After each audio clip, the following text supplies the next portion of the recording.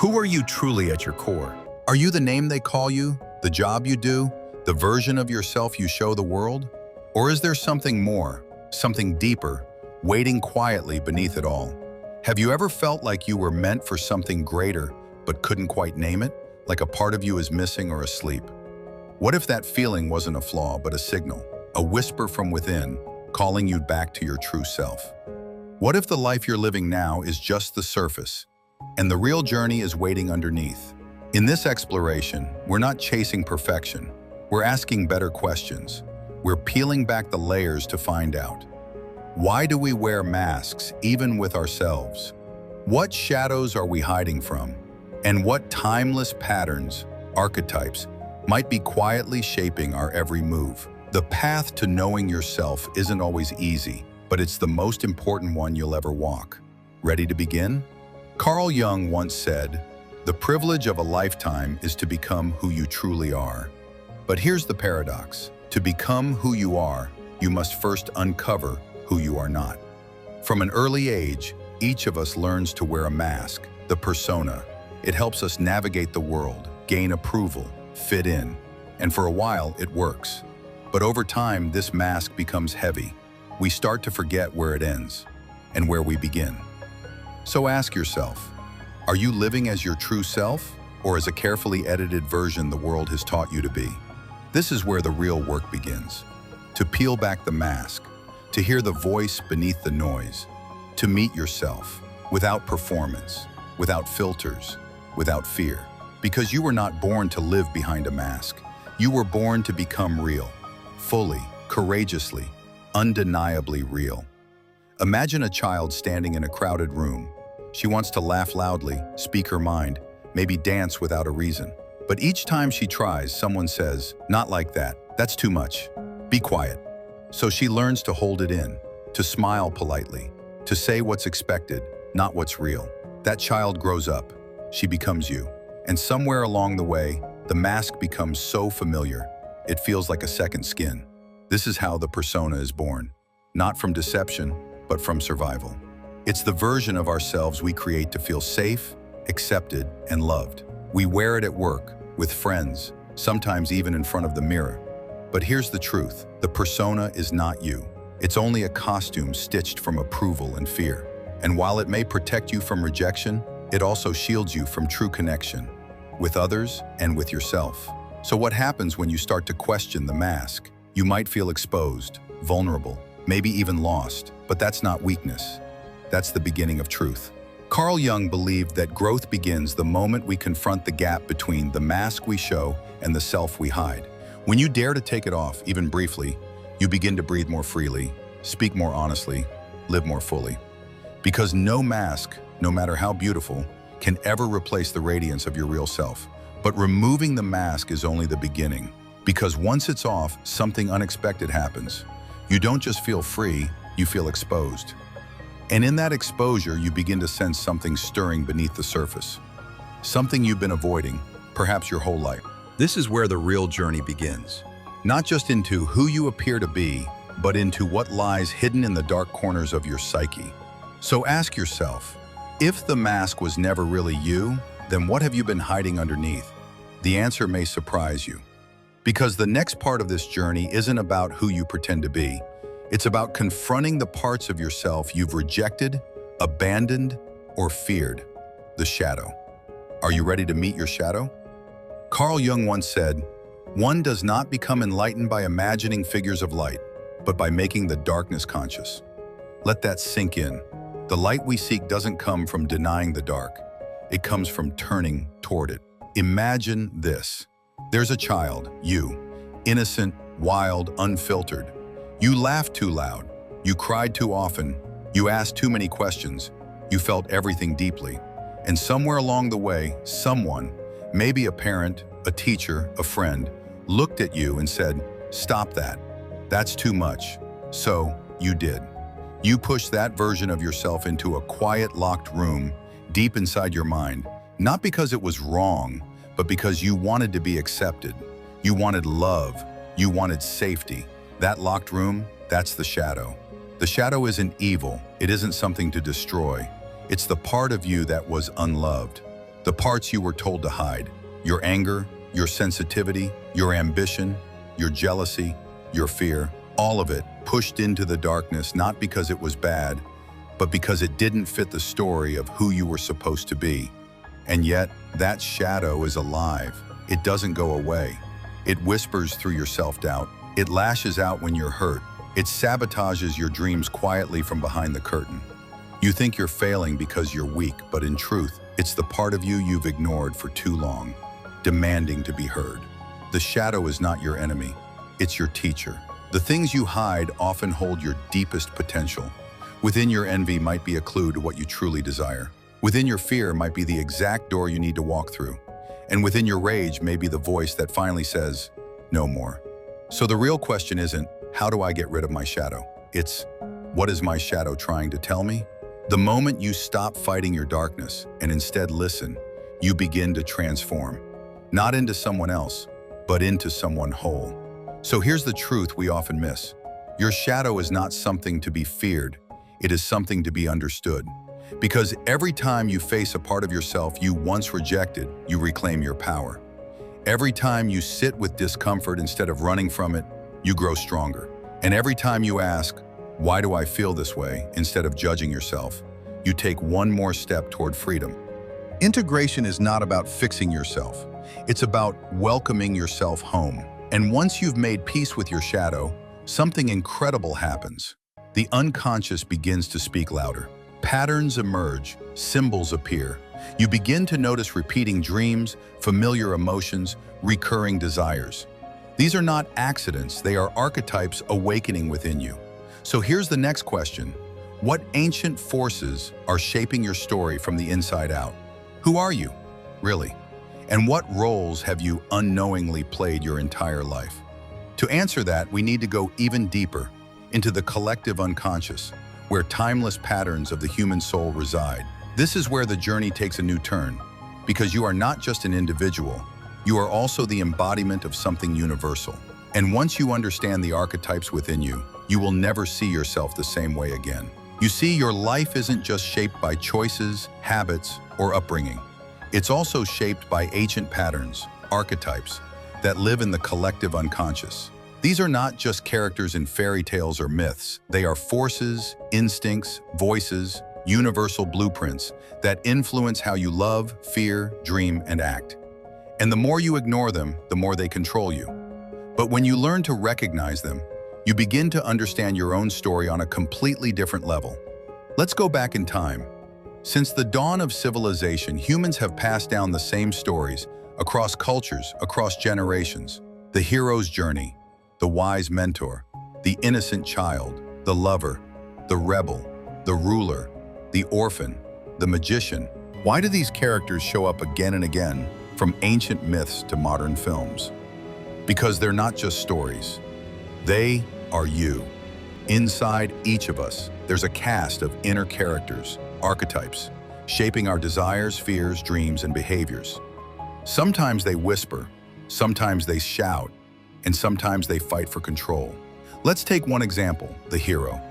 This is the part of you that longs for growth, for challenge, for something bigger. It's the voice that says, there must be more to life than this. But the hero never travels alone. Always nearby is the shadow, the fear, the self-doubt, the inner saboteur, the voice that says, you're not ready, you'll fail, stay small. This isn't just psychology, it's your inner epic. The truth is, your life is not random. It's a living, breathing story, and archetypes are the characters that bring it to life. But here's the twist. Most people are being unconsciously ruled by these inner forces. They don't know when the rebel is running the show, or when the victim is making decisions, or when the inner critic is hijacking their joy. Jung believed that awareness was the key, because the moment you can name an archetype, you begin to take your power back from it. So ask yourself, which part of me is making this choice? Who inside me feels afraid right now? Am I acting from my inner hero or my inner wound? The more honest you are with yourself, the clearer things become. And here's the most beautiful truth. You don't need to reject any part of you. Every archetype has a gift. The rebel brings courage. The lover brings connection. The ruler brings vision. Even the shadow brings wisdom, if you're brave enough to listen. So the real question is, which archetypes are most alive in you right now? And what would happen if you stopped resisting them and started learning from them? In the next part of our journey, we're going to explore these key archetypes one by one. You'll see how they show up in your life, what they want you to learn, and how to work with them, not against them. Because once you understand the language of archetypes, you gain the ability to rewrite your story. Within each of us, there is a quiet battle unfolding. It's the tension between the part of you that longs to grow and the part that pulls you back into the familiar. This is the ancient dance between the hero and the shadow. The hero is the part of you that dreams of becoming more honest, more free, more whole. It's the voice that urges you to step forward, even when the path is unclear. But then there is the shadow, the hidden self.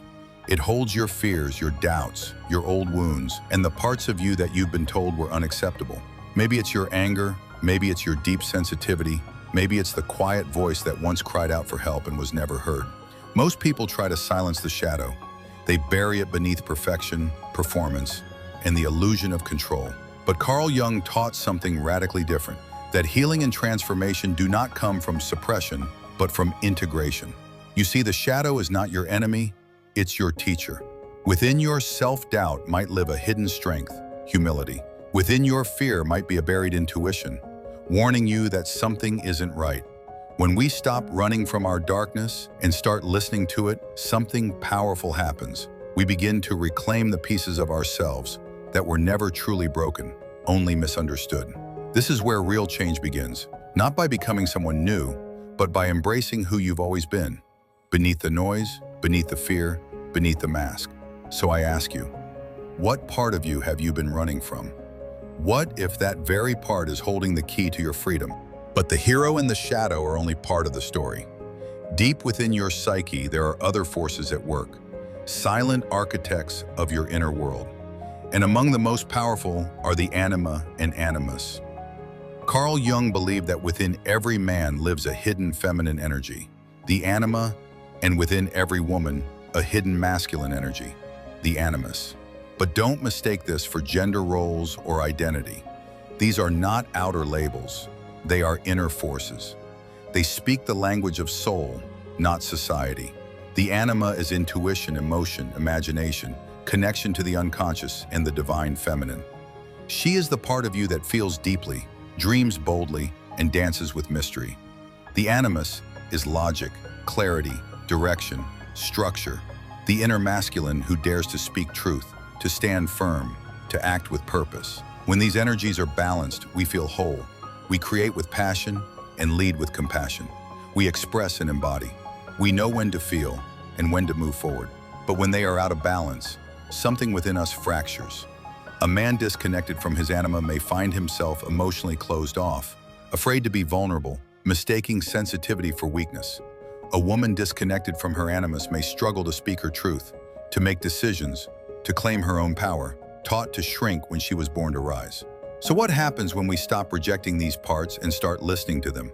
We begin to come alive again. We begin to feel the quiet return of a voice we forgot was ours.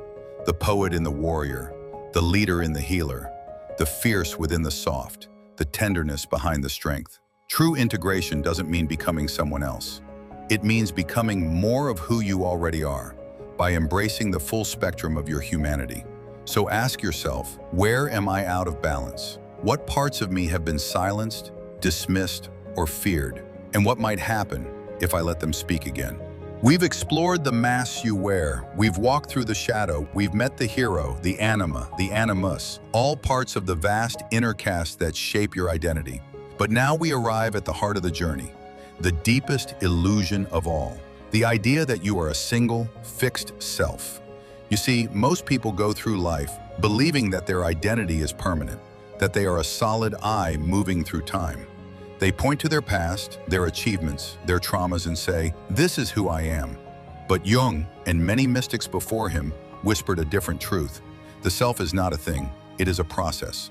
What if the person you think you are, the one with the name, the job, the memories, is only a fragment of a much greater whole? What if your current identity is a mask your soul wears for a while? until it's ready to become something more. Think about it. Haven't you felt it? Those fleeting moments when the boundaries of who you are dissolve, when you're watching a sunset and lose all sense of time, when you're in deep flow and the voice in your head goes quiet, when a dream feels more real than waking life? Those aren't accidents. They are glimpses, reminders that who you are is not confined to your thoughts, your roles, or your ego. You are something vaster, something timeless. Jung called this the self, not the small self that clings to certainty, but the deeper self that holds all your contradictions, all your archetypes, all your potential, all your wholeness. It is you, before the world told you who to be. And here's the paradox. To find your true self, you must let go of the self you think you are.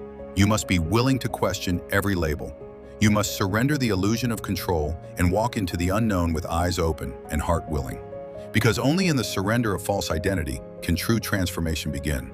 So now we ask, what stories are you still clinging to? What false identities are keeping you small? And what might awaken if you finally let them go? It is one thing to awaken. It is another to live awake. You've seen through the mask. You've faced your shadow. You've felt the ancient stirrings of the self, rising beneath the surface of all you thought you were. And now, the real work begins. Because the world won't always recognize your transformation. It won't hand you a medal for becoming more conscious. It may even try to pull you back to the familiar roles, the old patterns, the smaller version of you. But Jung reminds us, the privilege of a lifetime is to become who you truly are. And that privilege is not found in retreating from the world. It's found in returning to it as someone new. So what does it mean to live as the self? It means choosing truth over comfort. It means honoring your inner voice, even when it whispers something the world doesn't yet understand. It means walking through life with open eyes and a soft spine, firm in your essence, but receptive to mystery. And it means letting each moment be a canvas for presence, not performance. Here's how it looks in real life. You say no without guilt when something dishonors your soul. You say yes with courage when something aligns, even if it scares you. You stop proving, you start being. You give yourself permission to evolve, daily, quietly, authentically. And most of all, you remember. Again and again, you remember that you are not your fear, you are not your past, you are not your ego's limitations. You are the witness behind the thoughts, the dreamer behind the dream, the self, whole, infinite, waiting to be lived. 3 questions to anchor your journey. If you ever feel lost again, come back to these. What part of me is asking to be seen today? Where am I living from fear instead of truth? What would my deeper self choose in this moment? Not someday, not when you're ready, right now. Because transformation doesn't happen in a mountaintop revelation. It happens in the small, ordinary choices of everyday life. When you choose presence over habit, wholeness over fragmentation, truth over safety. Final whisper. So here you are, not at the end of the journey, but at the beginning of a new way of being. The self you've been seeking was never missing. It was only waiting. And now, you've remembered the way home. So, walk gently, walk boldly, and let your life become the clearest reflection of who you truly are. Because when even one soul dares to live from that place, it becomes a light the world cannot ignore. Are you ready? Because this isn't just about finding yourself anymore. It's about becoming yourself, fully, fiercely, unapologetically. And the world needs that you.